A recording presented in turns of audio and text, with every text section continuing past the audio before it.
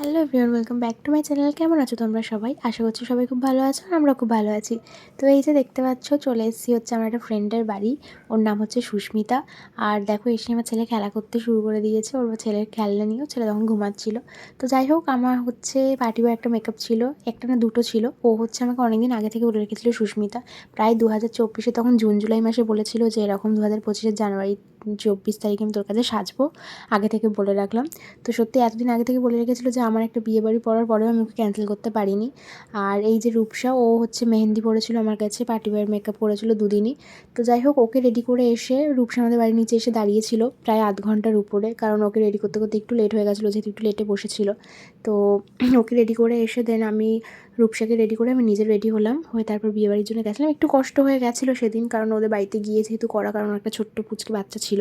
তো যাই হোক, আমার ছেলেকেও নিয়ে যেতে হয়েছিল। তো এই যে দেখো কেমন লাগছে আমাদের, জানিও কেমন হয়েছে মেকআপগুলো। তো আজকে ভিডিওটা এটুকুনি, বিয়েবাড়ির ব্লগ আছে, দেখতে থাকো।